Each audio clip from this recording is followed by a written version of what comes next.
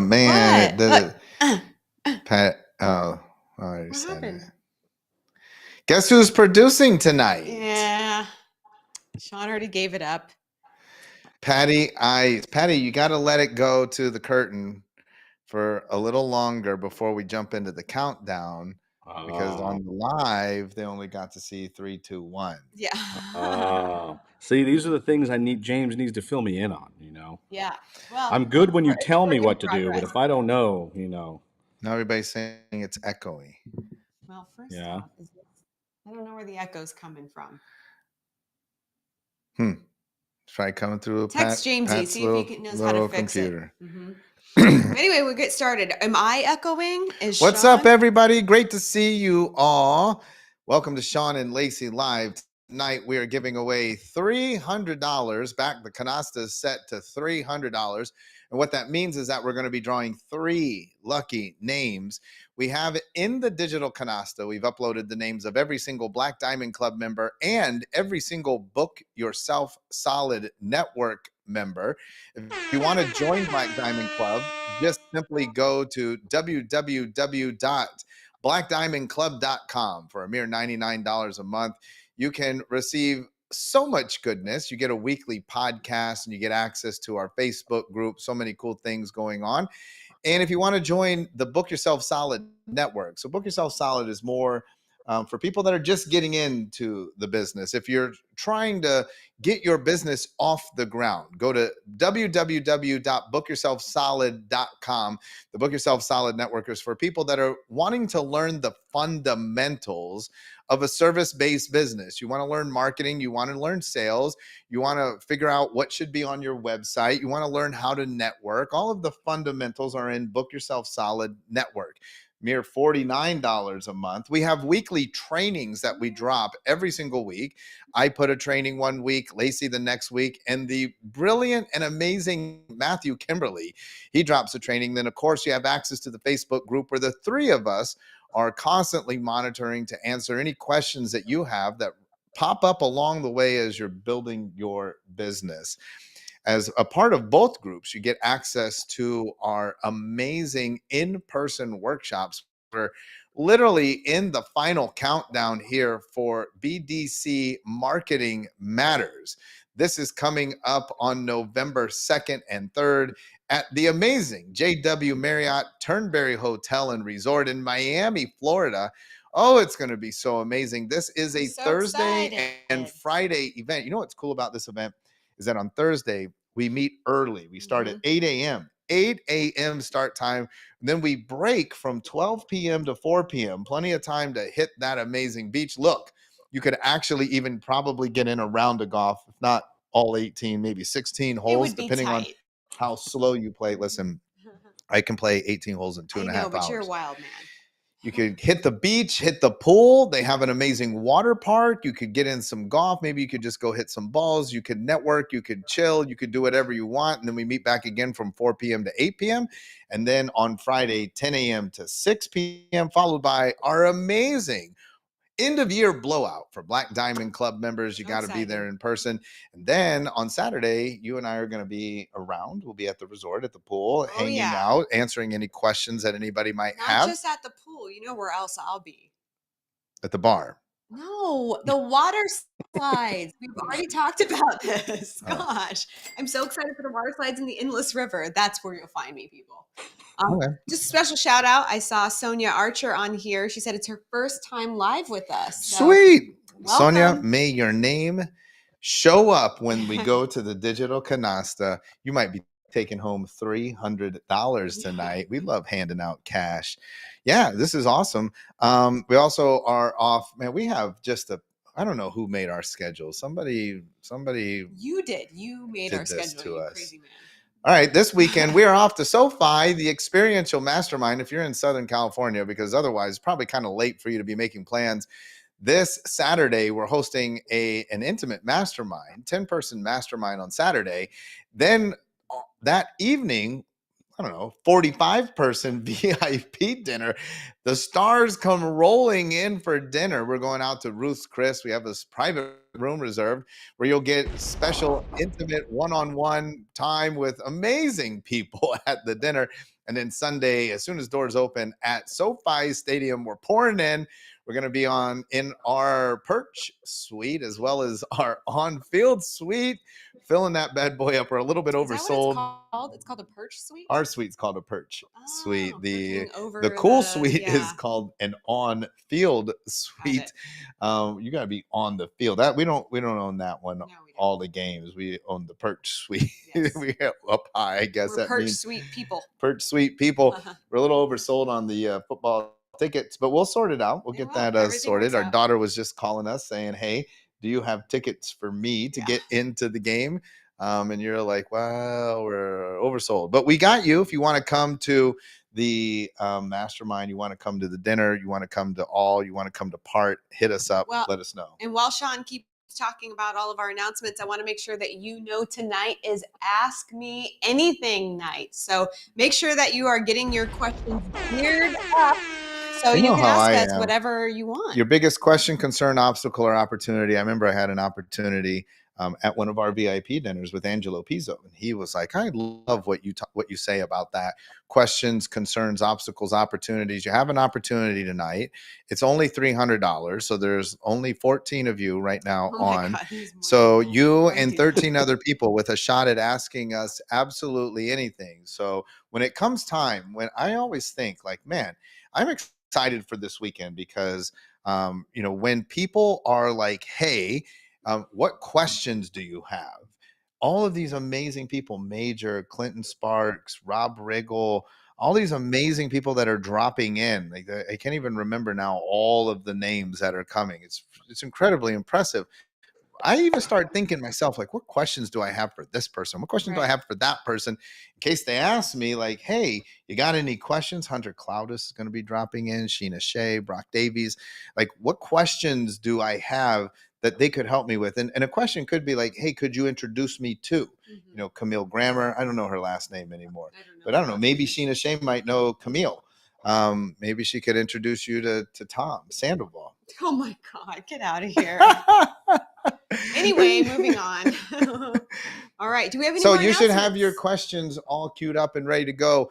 But listen, I'm cool if you don't. We just move right on. I'll just I'll go.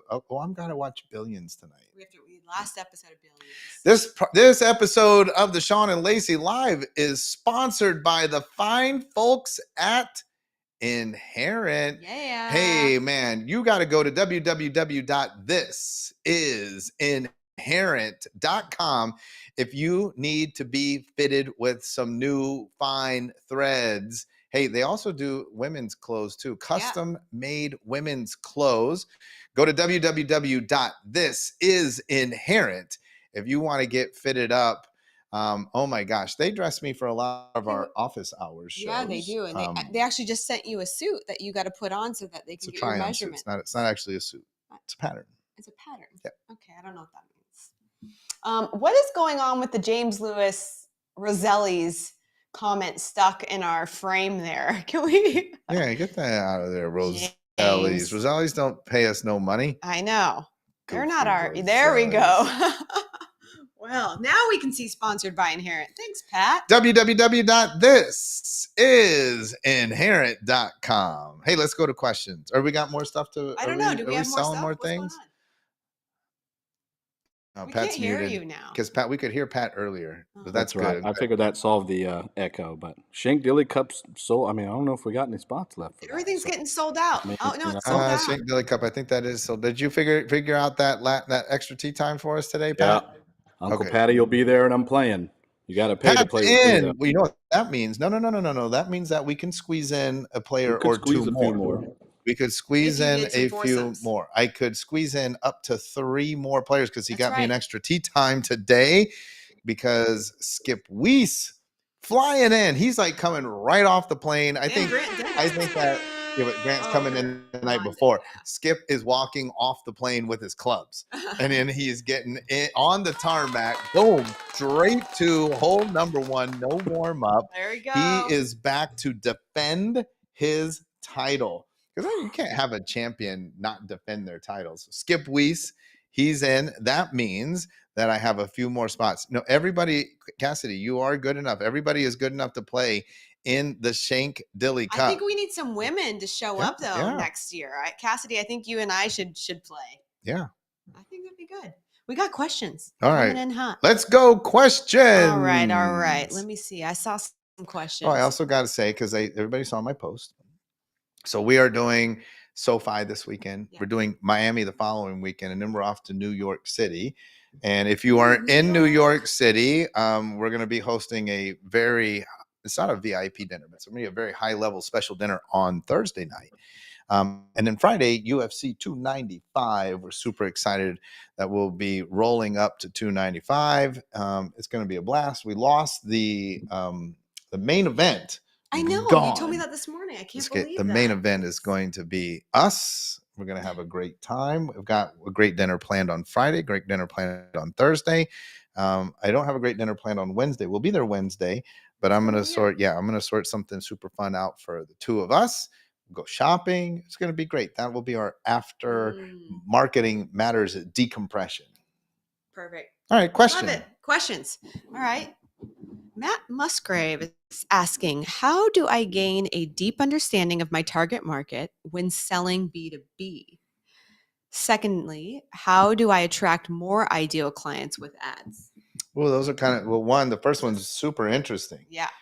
With B2B, I love that because it's kind of easier to get information about the other businesses because they advertise themselves, right? So they're putting themselves out to try and kind of gain a deep understanding of an individual. It's hard, but even then, it's like if I'm just tracking you and I identify your behavior, that doesn't mean that everybody in my ideal client necessarily models you. Whereas if I'm doing B2B, it's a lot easier and it's a lot easier to model the behaviors. It's not like one particular business is using crayons and the other business is using typewriters and the other business uses laser printers. The businesses tend to kind of group themselves together. I like B2B because of that. It makes it a lot easier to target it, easier to sell to, easier to identify needs. Also, a really great thing is B2B kind of moves as a consciousness because they go to things like business owners go to things like marketing matters. Then they share with each other, like, who's your credit card processor, and so they move in this sort of group mind. But at the same time, you know what? While that's easy, targeting them with ads is hard. I actually would probably not target traditionally with ads. I would use a targeting through LinkedIn. Yeah. And lots of great tools that are available. Matt, our team there in Indianapolis, can make some introductions for you to people that would allow you to specifically target. There's some cool tools that exist out there around LinkedIn that allows for some really interesting targeting, some automated messaging services, some automated sort of 7 steps of separation, trying to figure out like how we know each other. A lot of really great things can be done on LinkedIn. So for B2B, that's where I would put my emphasis. But B2B, I still think door-to-door is still one of the best ways that you can to do businesses, it. Not to residents. Yeah, to businesses. I mean, I feel like the reason that people still do that in the B2B environment is because it's still effective. I was in Views yesterday and the Comcast business guy came in and he was so easy to talk to and he was so personable and like helped me when he didn't need to. I was like, man, like if I'm going to do business, I'm going to do it with him. Right. So B2B, I think still like grassroots is the way to go. And then secondly, I would just add to what you were saying. I think also understanding the business's ideal client. And then if you can articulate how your service not only helps the business, but helps them create more ease and attract more of their own ideal client, that's music to their ears as well. So I think that's a second way to go after that.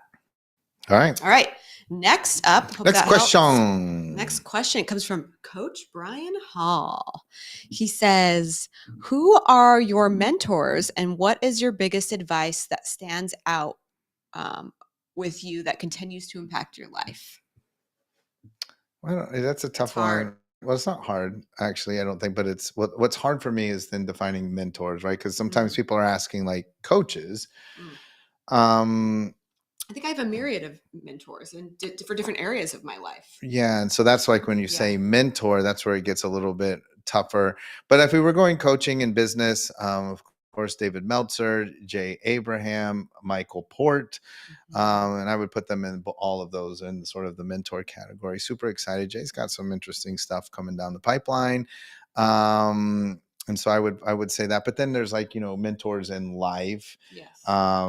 people that kind of give you direction that you look up to. And then I think, a lot of that, from my father. That's what I was thinking. Um, My dad too. yeah, and then so Mhm. mentorship is different than coaching, Coaching. right? Yeah. And so, people that you model off of, mentors can be people that you are modeling that that you don't necessarily know. And then I even just think like for me, and I get it, like it's me. It's I talk about this a lot because it's not my natural thing. In fact, I when I was on the road this past weekend, I said like, hey, at one of my talks, hey, like if you ever had the opportunity to be around me socially, which you are not going to get. I was at an event. So because there's zero chance that I'm going out. I had dinner plans with one person and I knew because I knew the person and I was like, I'm going to go to dinner with you. But I think that in in opening myself up to be more receptive, we're talking to Katya today about Mhm. being open. Dave Meltzer talks about being open minded, but being open to interactions with other people and relationships. I think I also find mentorship in a lot of people that you just meet along the way. I remember one of my assistants in Costa Rica, we held a breakfast for the president of Costa Rica. And the president like super talked to my assistant, and my assistant said, why are you so nice to me?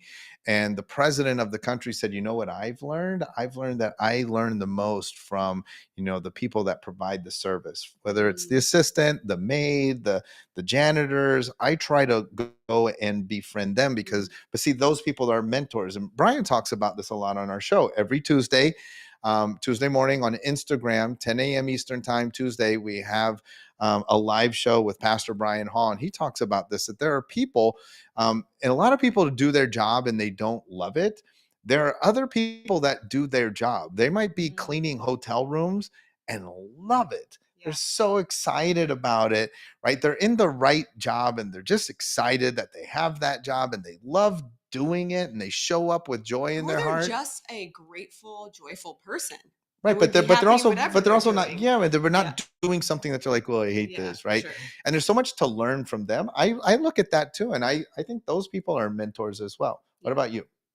Well, since you answered the mentor question, but you didn't answer the question about advice that helps continually transform your life. Yeah, I we got that talk. if you don't. Well, I would just say like all great coaching advice is counterintuitive, and it's kind of hard to Hmm. mention advice because it's like revealing and it reveals mistakes. But I mean, how many times have we been told you need to get rid of this person or that Mm. person, and we stuck with them for a year and they destroy and cause havoc and ruin? I think that's probably the greatest piece of advice. Be decisive when you see Mm. people. What you talk about, people show you who they are, believe them. Hmm. And we were even talking about that today, like, a move I wanted to make and we waited over a year, and it ended up costing us. Yeah, and I think I'm the same way. So I don't want to take all the time to talk about all my mentors, but I have mentors in different areas of my life. I've met a Well, lot one of of your mentors people is along coming the to way. Marketing Yes, Matters. Stefan Lovegrove is coming to Marketing Matters. I'm super excited. You guys got to meet him last week, 2 weeks ago. But also, I think really for me, foundationally, my father was, my first and most impactful mentor, because all of the things that I learned from observing him is what I built everything else upon. So I think that that's really important. But when it comes to advice, I will say, like, I would dilute it. I would not dilute it, but I would whittle it down to kind of one line, and it's more of a message that I think a lot of the most impactful mentors in my life have continued to tell me in their own way. But it comes down to, like, I am a creator. Like, each and every one of us has the ability to create. everything in our life. We talked about that a little bit today too. And I think that everybody that I've watched that I have looked up to or listened to or respected or wanted to learn from was like, that is what they all, the essence of what they say is that you have the ability to attract and create whatever life you want. And I think that that impacts me profoundly. And it's also the thing that centers me when I'm going crazy. So, yeah. Second question, what books are must reads and can't be our book? You're a far bigger book reader, so you'll I have am. way better answers than me. Not that I don't read, but I don't read books. I'm going to go with, and they're like, it's kind of cliche, but I'm going to go with Book Yourself Solid. That was super impactful for me. I'm going to go with Book Yourself Solid for chiropractors, Dr. Christine Zapata and Michael Port, due out March 2024. So it's not even out. I've read it. I have the manuscript. You should read it when it comes out, especially if you are a chiropractor. So I'm going to go Book Yourself Solid, especially Book Yourself Solid for chiropractors in March of 2024, Christine Zapata and Michael Port. And then this is one that you weren't going to say, but then you're going to wish you said it. And I'm also going to throw in there, and listen, this is why relationship capital is so important. We dropped this book for free to every BDC member 2 years ago, Mr. X by Jay Abraham. Mr. X, must read, look it up now. And then remember, we dropped that book for free to every single BDC member just a mere 2 years ago. Go ahead and Google it. It's not cheap. Mr. X. I think that's a phenomenal book. That's just timeless. I love going back to that one. I mean, the number one book I'm going to say. The Little Money Bible. The Little Money Bible. You guys asked this question. It's never going to change because it's the very book that shifted my money mindset, or began the shift, I guess I would say, when it came to how I viewed, how I understood money. And it was because it challenged everything I thought I knew, and all of the belief systems that I was holding on to that no longer served me. So The Little Money Bible by Stuart Wilde. That's why that's why that is so important, because literally everybody should read it. Yeah. I read the book. It doesn't take long. It's literally little. It's the Little Money Bible. I read the book and I was like, yeah, duh. Like for me, I was like, okay. But not me. And I was not you. What? Yes. And so that's why you need to read it. If you're like, yeah, whatever, then great. You're good. Check. And if it challenges you, which some of you don't want to be challenged, that's something we've learned. Yep. We're gonna tackle that next year. Some of you don't want to be challenged when it comes to money because it's uncomfortable. But if you read this book and you're challenged, you need to read it. And you need to read it, and you need to adopt some of the strategies that you used in order to get yourself over them. Another little book I would recommend. It's very little and it's silver. We gave it away one year. Also, U Squared. U Squared by Pritchett, right? Like U Squared is also a teeny tiny book, but the concepts are huge. They're massive. They're breakthrough concepts. And that was one of the books. Myron Golden actually recommended that to us when we did one of his courses. And he said that he had everybody read that book, and he requires them to read it over and over and over and continue to put their notes in it. And that book has made a big impact, I think, on a lot of people that we've recommended it to. So I'm just going to start with those 2 tiny books so that you don't feel overwhelmed. Those are great books to start with. Great. All right. Next up, how do you pick a coach? This is from Julie Bronze. Do you have a framework of questions you use to find out if someone is a good fit? Well, basically the best way to get anywhere is to find somebody who's already there and ask them how they get there. So I think the framework really depends on where you're trying to go. I would definitely not be taking golf lessons from somebody that didn't know how to play golf, or like Cassidy was mentioning, I'm almost good enough to play golf. Well, right. So don't take golf lessons from somebody who's not good at playing golf, right? Like that's kind of the prerequisite. Now, do you have to be a PGA Tour pro or have to have won 5 majors? No, because that doesn't make you a good coach. Right. But being able to play golf is a prerequisite. If you want to build a $1 million business, find someone that actually has a real $1 million business. No, not a future money $1 million business. You talk about that a lot. People that are like, I have $1 million business because I booked one client for $1,000 a month and eventually they will pay me $1 million. I get it. That is true, but that doesn't mean that they are $1 million business, right? If they stay for 100,000 months, then, or 10,000 months, 10,000 then months. yes, you have that, but not yet, right? So find someone who stands where you want to be, and then ask them if they are a coach to work with you, because they can give you great advice. They have walked that path before.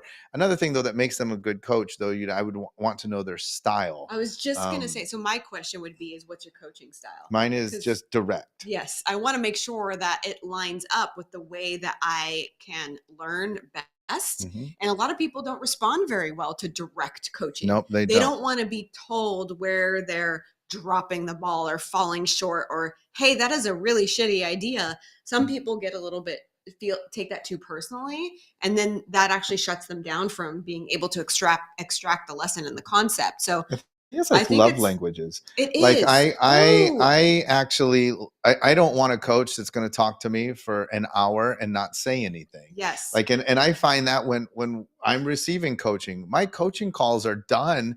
Like, they might be a 30-minute coaching call and I'm done after 20. And I'm telling the coach, okay, thanks a lot, I'm going to go now. And they're like, well, wait. And I'm like, nope, I got everything I need. Don't be offended. Don't feel like I'm going to quit. I got everything that I needed. Bye.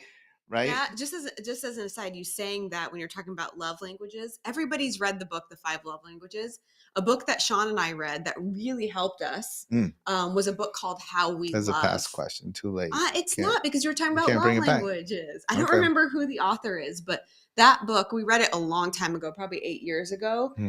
It just gave us so much insight on understanding how the other individual receives love and feels love, and that you can take those concepts and utilize them in any relationship in your life. So anyway, how do you pick a coach?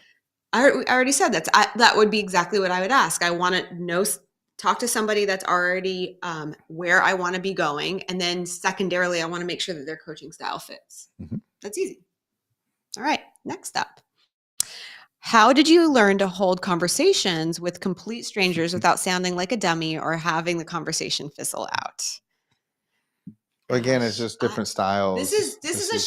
Shawn needs to answer this because I've never had problem with this.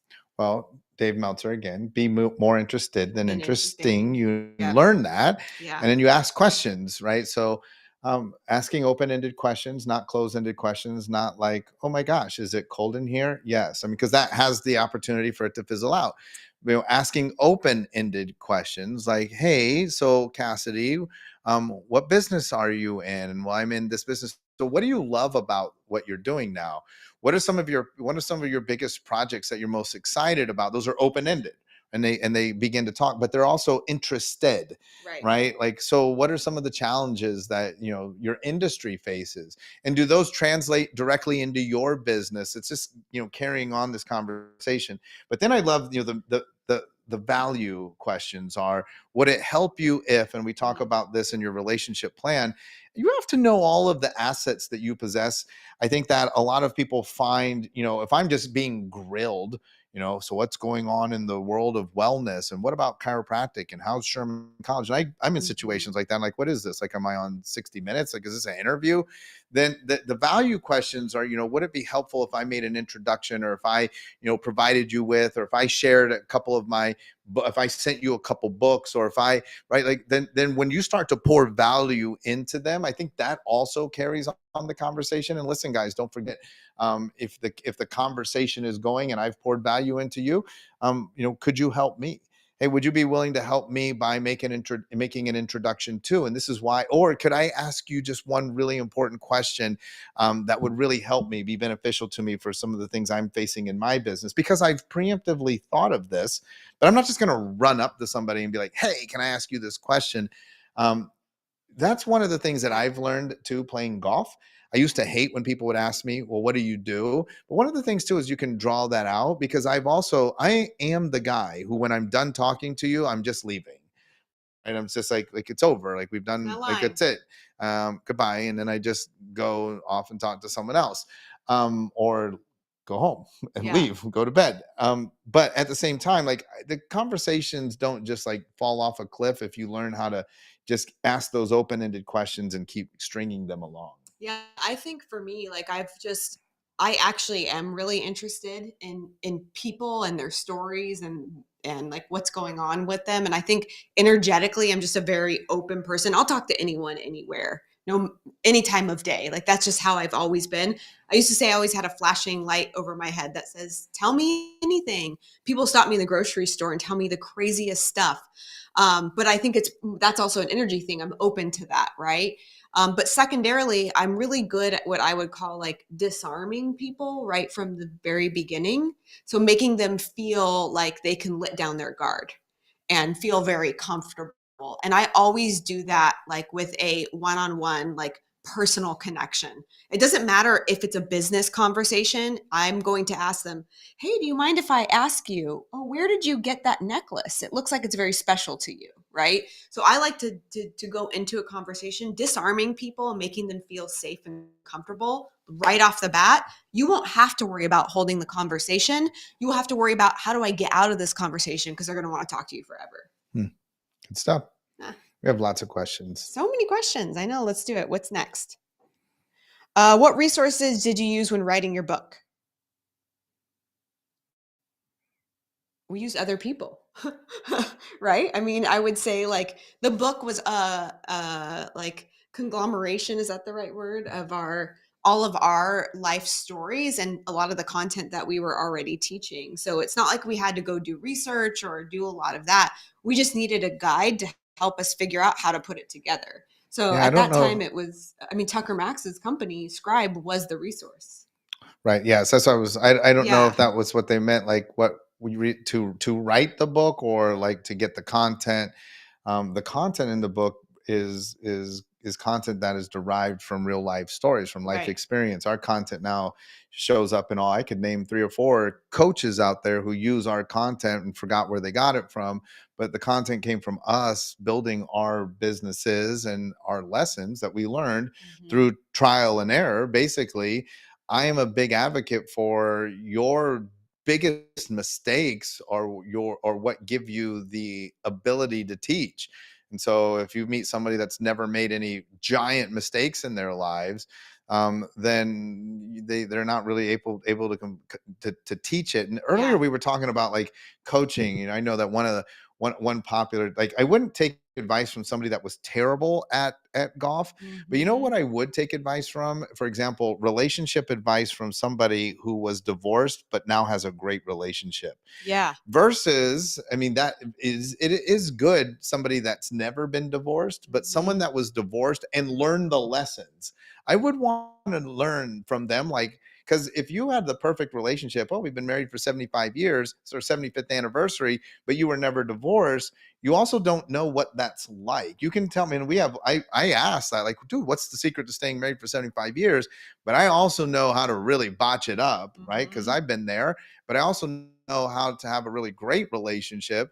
It's the same thing that's going on now. Like, take lessons from people that have 3-year-olds. Well, they're like, I almost shared the other day. I mean, and you just talked to our daughter. Our daughter was heartbroken. She's 26, 26 years old, that she's not going to be with us for Thanksgiving. Work obligation prevented her from being able. She's in LA. She was going to pay like an $800 change fee just to come for a Yeah, couple she'd had a days. We're couple like, of that's things that crazy. she had to Yeah. cancel her ticket, and she was heartbroken, and she texted us like, "But I love you so much. Hey, listen, I know that it's very popular. Like, find a coach that has a 3-year-old. How about this? Find a coach that has a 26-year-old that longs to be with them, because I get it. You got a 3-year-old, but you don't know the outcome of what they're teaching you. So again, find somebody that's in the place that you want to be. Now, if you don't want to be super tight with your 26-year-old daughter that texted us literally every day through undergrad, if you don't want that, then that's fine. But if you do want that, we would be the people to ask. And people knock us like, oh, look at Shawn and Lacey, they don't got a 3-year-old. No, we don't. But we have a And they say we don't have 26-year-old. kids. Yeah, we do. do have have 2 of kids. them. We They're have 2 26 kids. and 24. Yes, you can talk to We just them if raised you them want. already. Yes, we're already done with that. All So right. yes, I don't even. The resource.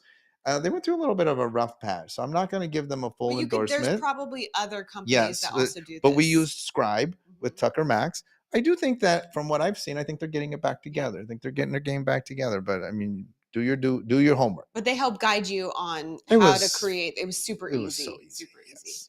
Yes. Georgia says her husband asked if he was going to be the only vendor for her business. Dealing with the public, what percentage should he ask for out of their fee? What's a respectable percentage to ask for? 10. Perfect. That was easy. That's standard, right? I mean, That's pretty it's a standard. ticket price. Like if it's different, if I'm selling a $5 thing or I'm selling a $50,000 thing, but pretty standard 10. 10%. Yeah. All right. I just finished the Become the Authority challenge. In that you mentioned build a community. Can you expand or maybe provide some examples, ways to build a community? This right here, we're building community. Mm-hmm. Got 61 of you guys watching, 63 people come to watch this. BDC is another community. Book Yourself Solid is a community. Service-based entrepreneurs club, that's a community. Yep. Just it's bringing people together Mike around Merck a says common thing. always have something to invite people to offer. Always is a great something way to to invite do a people to. community, Yep. Facebook group, But email even list. your podcast, Scott just launched a new podcast, right? Mhm. So there's a community around the people that listen to the None of Your Business podcast. If you haven't listened to that, check it out. It's on all your platforms. That's Lacey and I's podcast. Amazing guest, John Lee Dumas this week, right? Just dropped the John Lee Dumas. If you're a JLD fan, that podcast just dropped. We had Brittany Turner a couple weeks ago. Yep. Chris Voss was on a couple weeks ago. But there's a community of people, right, listening to the podcast. So it just kind of depends, what you want to do as the next step. Am I going to monetize? Am I going to sell through my podcast? Am I going to, drop information into a group on Facebook, etc.? Next up, how do you guys approach conversations when people disagree with you or with what you are marketing and promoting? Well, this is a great question because I know that this is from a chiropractic student. And so I do understand the context. However, the actual answer is there's nothing wrong with people disagreeing with you. And I think that it's so sad. We live in this world. I don't know what happened where like disagreement is like some sort of declaration of war. Like, did you see that so-and-so said that you don't have kids? Well, we do have kids. So, I mean, obviously we disagree. It's not factual what they're saying, and that's okay. And I always say this, I was telling somebody this the other day, remember that everybody is doing the best they can with what they have. Everybody, and listen, in the world of healthcare, like this is where this conversation comes. In the world of healthcare, nobody is like trying to kill their kids with drugs or poison. They may be misinformed, but they're not trying to intentionally, mess things up. So people may disagree. I believe that in the chiropractic space that you can fix almost everything by adjusting the top two bones of the neck. Now, there's plenty of chiropractors who disagree. And you know what? That's okay. And there are times when in a pinch, I might go to a chiropractor that adjusts their hips or their it's okay. It's all right. I take a lot of wacky stuff. I got 4 shots, gave myself 4 shots today. A lot of people disagree with that. And a lot of chiropractors disagree with that because they think I'm a chiropractor. I shouldn't. And you know what? That's okay. I've gotten very comfortable with disagreement because I think that that's really what causes and spurs growth. We don't all agree. There's more than one right way to do everything. Lacey and I don't always agree. And that's cool because life would suck if we all agreed on everything. Well, and the other thing is we used to always say your competition defines you, but I would also add now in the age of like high intensity social media is so do your haters. And so do the people that disagree with you. And that's in a good way. Yeah. You have to understand that like literally they actually bring more individuals that do agree with you into your presence than without them. So we actually have a client that went from 2,500, I think, on her Instagram page to now to 100,000. She has 100,000 followers on Instagram in like a couple of months. And she's getting a little bit of backlash and people are doing those stitches and, or whatever duet, their stitch, whatever they're called. And she was a little worried about it, but she told me the other day, she goes, I'm so glad you guys gave me the advice because what I was able to see is that after that guy was bashing us and stitched our video, we got an additional 20,000 followers. Right, of course. So because you have to understand that when people are talking about you, it actually creates brand awareness. So the people that do love what you're talking about are more attracted to you. But now they get the chance to actually see you. So you're getting visibility in areas you may not. Yeah, can we break the fourth wall for a second? You and I had a conversation this morning. But you and I had a conversation this morning where I literally said that, and you disagreed earlier. I said, listen, you've got to be careful. We were talking about someone else, because when you align yourself with a brand, when you align yourself with a brand, that also is negative, right? Like you have today UFC and Bud Light. Listen, you got to be careful. A lot of people, I mean, I'm talking on social media when you're like, oh, look, I'm buddy with Lacey. That's not always good, because Lacey has haters. And if you don't understand that, that can jeopardize your, if I'm selling coaching and I'm like, Lacey's my best friend, and people are like, oh, Lacey's a dingbat, that doesn't help me. Right. And so that's what I was saying earlier this morning. I was like, man, like, you know, look at these people. It's sad because they're aligning themselves with a brand that they don't even understand that it's hurting them. Right. And they're literally voicing like, I'm having a hard time getting clients. And I was saying, right, but look who they are aligned with. Of course, nobody wants to work with them. Next up, how would you run a challenge based on client communication, pushing the target market towards an opportunity to increase their direct communication to their target audience? Yeah, you do that one. Wait, I don't know. I need some clarity on that. Prime Podcast, give me a little bit of clarity. How would you run a challenge based on client communication? So you have a client communication challenge. Pushing the target audience towards an opportunity to increase their direct communication to their target audience.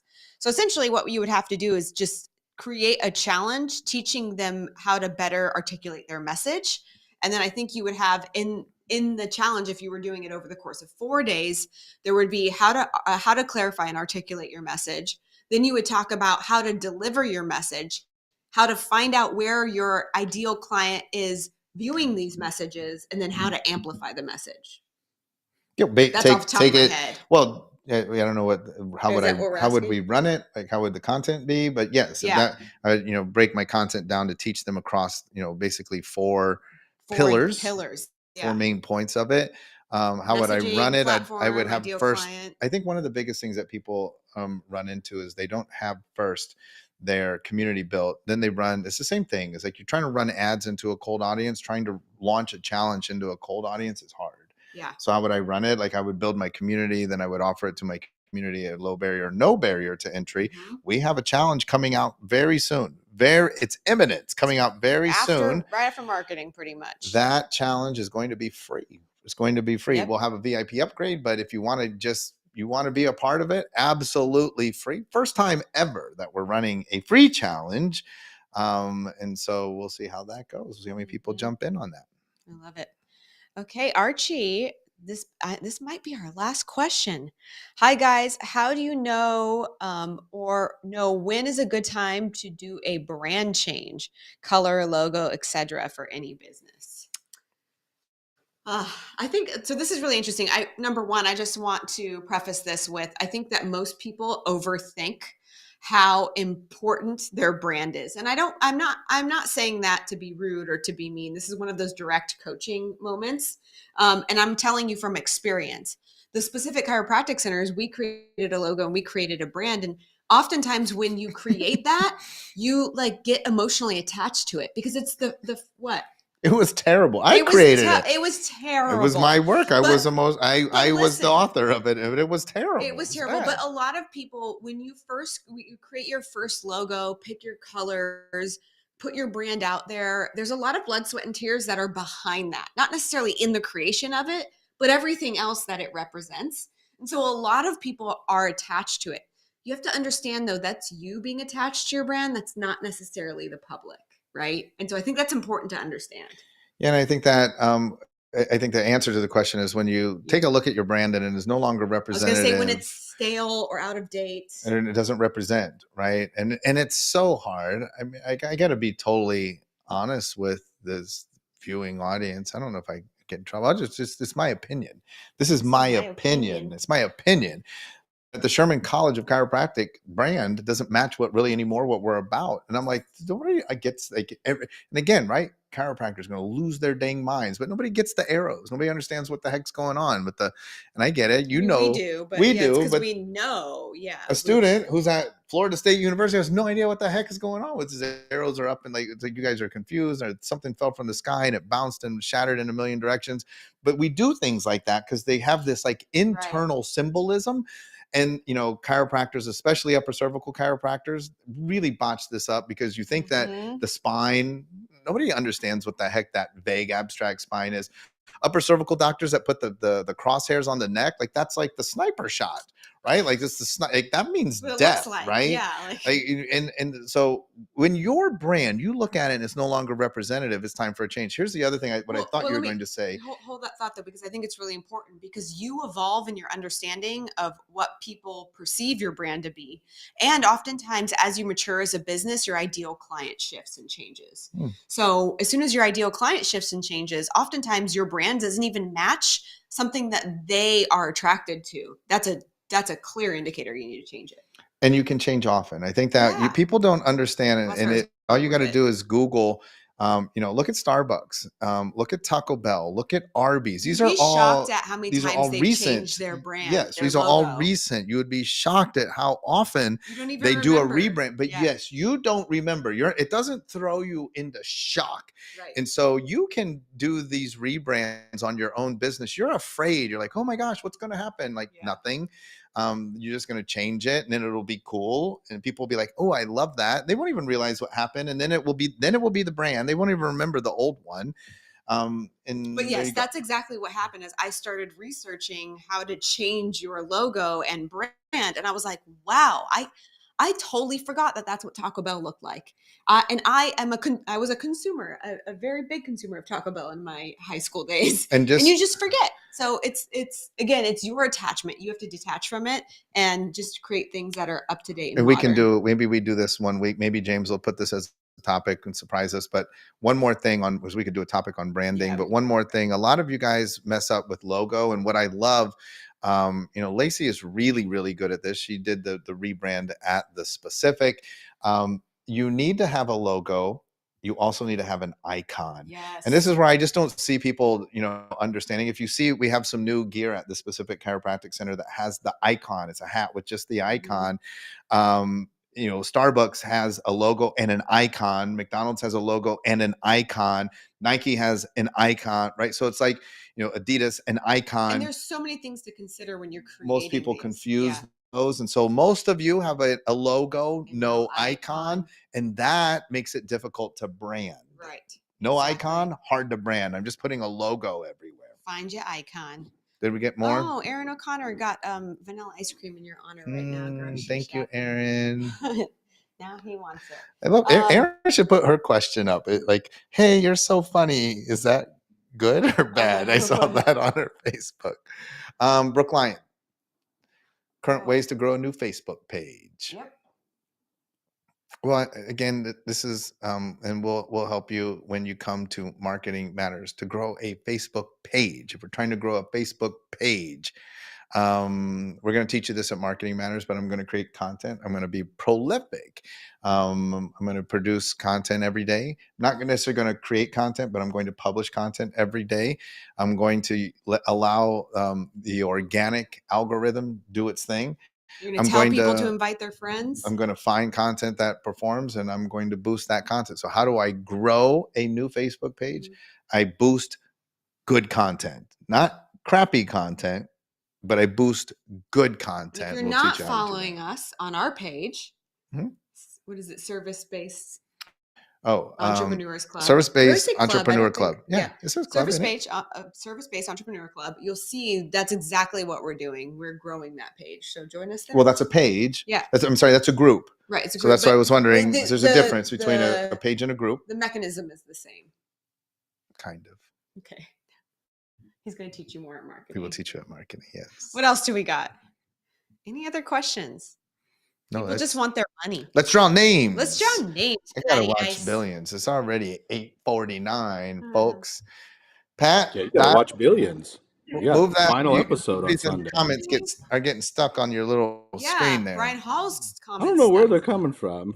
Get rid of that thing so we can see the canasta loud and clear. There we go. All right, folks. Watch for your name. Just me. If you see your name on the spin, that's not good. You got to land on your name. Because it can spin and land. I never seen that happen. I never seen it happen. Well, I don't know. There's too many names in there. Thousands of names. Thanks for spinning with me, Pat. Spin the canasta. $300. 3 spins. 30 seconds. y'all better test your chat. Make sure that your chat works. We're going to spin the canasta. It's going to pick a name, and you will have 30 seconds. I mean, and we're hardcore on this. You got 30 seconds to answer. No call your friends, no anything. Like either you're here or you're not here. I'll see you all. You're here. You're here. Yeah, All right, kids. Okay, well, big drama here. 300 bones on the line. Oh, I just saw Nancy. Hit that timer, Pat. Nancy Fletcher. He was just with Nancy in Toronto. Weekend, he was with Nancy. I also was corrected. Not Toronto. It's Toronto. Toronto. There's the other T is Me silent. and Nancy Fletcher, we were in Toronto. Yeah, Toronto. I don't think Nancy's here today. She lives in Toronto. Yeah. I miss Nancy. Yeah, this not looking good for Nancy Fletcher. I didn't think Nancy Fletcher was here. Nancy Fletcher hurt her shoulder, so I told Nancy she needs to come to Wellington themselves. She was like, that would be a smart thing to do. So, regenerative therapy. Sorry, I don't even know what the heck it is. Who's next? Who's next? Watch for your name, folks. All right, kids.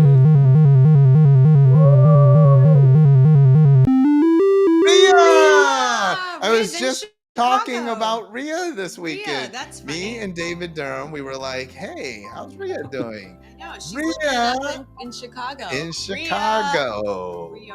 Rhea. I wonder if the G is silent. Chicago.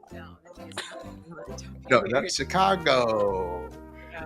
The Chicago Bears. Chicago Bears. Rhea, come on, Rhea. You can win. Oh, man. No. Oh, I was like, it said I'm here. No. All right. Poor Rhea. Oh, man. And Troy said we can talk about her on the weekend, so her name gets drawn next time. Oh, well, let me see if I can predict based off who else did you talked about Amy Spolstra this weekend. All right. Wouldn't that be nuts if it was Amy Spolstra? I don't think I've picked a winner in 2023. I don't know if Pat has picked a winner ever. You know who picks all the winners? Bailey. It's Bailey. Bailey picks the Bailey's winners. got the money winner juju. Yeah. Bailey only shows up on 8 days. Money days. Yeah. Double 8 days. Man. All right, Sean. All right, kids. Today's a 7 day. Today's a 7 day. I think that means chaos and disaster. Absolute disaster. All right, kids. Got 30 seconds on the clock. Bailey's I did not talk about Anna Konopelkin. Anna Konopelkin. Konopelkin. I'm not going with that. Konopelkin. Konopelkin. How would you say that? Konopelkin. I know what it is. Anna Nope. Pelkin. Nope. Oh, nope. She's not here. I saw that. Did you see that movie? Nope. Konopelkin. Oh, Konopelkin. Konopelkin. Well, Konopelkin. Yeah. We're going to have to just draw. What are we doing next week? We're in Miami. I think we're broadcasting live. Are we broadcasting live? From Yeah. Why not? Miami. Well, you got a Miami outfit? There is a Miami Heat game. We could do it live from the Heat game. Well, Wednesday night. Yeah. There's a Heat game? There's a Heat game Wednesday night, kids. Wow. Second home game. DJ Khaled. He might come on the live. You never know. Mm-mm. Who are they playing? Right. Sirs? The Wizards, I believe. The Wizards. Well, I hope The at least you Spurs got are playing the money. Wizards tonight. I hope everybody got their money's worth asking their questions. Pacers It was a great AMA. home debut tonight, baby. Can't wait. Oh. Pretty soon, we hope to be announcing some amazing news for Black Diamond Club Oh, yeah. and the Indiana Pacers. Super excited. So stay tuned, folks. And we're going to go off and we're going to watch the very last episode of Billions. Until then. Bye, Felicia.